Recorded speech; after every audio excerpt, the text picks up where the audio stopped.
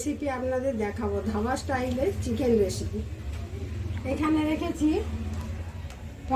600 chicken, আর এখানে আমি 4টে আলু ভেজে রেখেছি সেদ্ধ করে।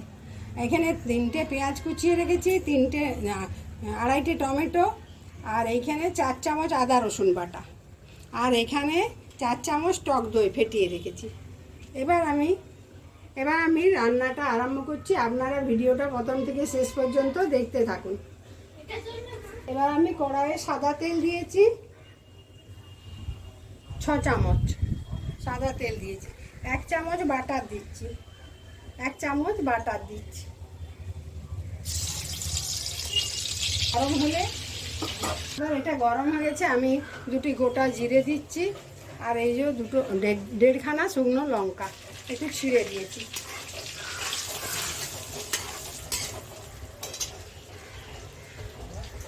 এবার আমি পেঁয়াজ কুচনোগুলো এর মধ্যে দিয়ে দিচ্ছি।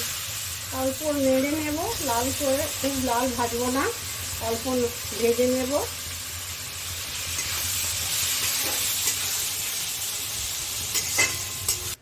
আমার পেঁয়াজ ভাজা হয়ে গেছে, অল্প করে ভেজে নিয়েছি,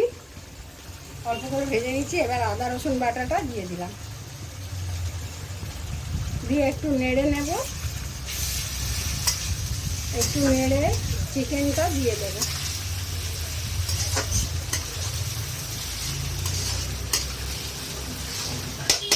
এইবার চিকেনটা দিয়ে দিলাম, চিকেন দিয়ে একটু নেড়ে নিচ্ছি। এবার টমেটোগুলো দিয়ে দেব, টমেটোগুলো দিলাম। আর আমরা ধাবা স্টাইল চিকেনে আলু দেয় না, আমরা দিচ্ছি, আপনারা না দিলেও চলবে। বাইরে যে ব্যাকগ্রাউন্ড যে সাউন্ডটা আসছে সেটা একটু আমাদের এখানে গণেশ পুজো আছে বলে, সো ওটাকে একটু আপনারা ইগনোর করবেন, আর শুধু রান্নাটার দিকে আর কি দেখবেন। হলুদ দিচ্ছি, জিরে গুঁড়ো 1 চামচ, ধনে গুঁড়ো 1 চামচ, লঙ্কা গুঁড়ো, আর পরিমাণ মতো নুন। এবার নাড়ছি।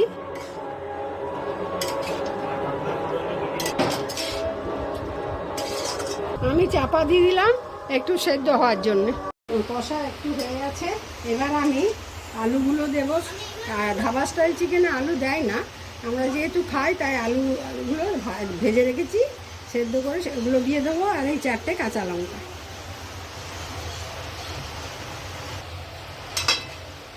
দিয়ে একটু নেড়ে আমি আবার চাপা দিয়ে দেবো, কেন একটু চিকেনটা সেদ্ধ হবে, আলুগুলো অল্প একটু সেদ্ধ হবে।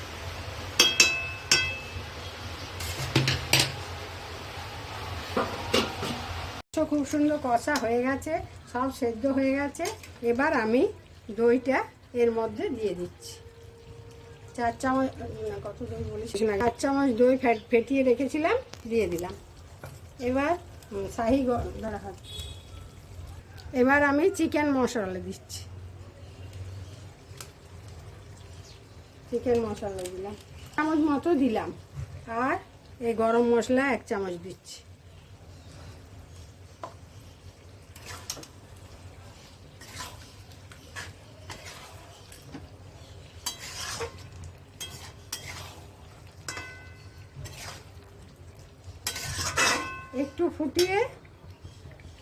একটু ফুটিয়ে আমি নামিয়ে নেব, গ্যাস বন্ধ করে দেবো, একটু ফুটে যাক।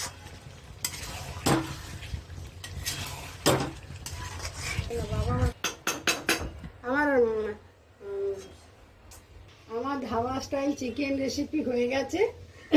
আপনারা এইভাবে রান্না করে খেয়ে দেখবেন, কেমন লাগে আমাকে জানাবেন কমেন্ট করে। আপনারা আমার ভিডিওটাকে লাইক করবেন, শেয়ার করবেন, আর আমার চ্যানেলটাকে সাবস্ক্রাইব করবেন, আর আপনারা অনেক অনেক করে শেয়ার করবেন, আমার পাশে থাকবেন।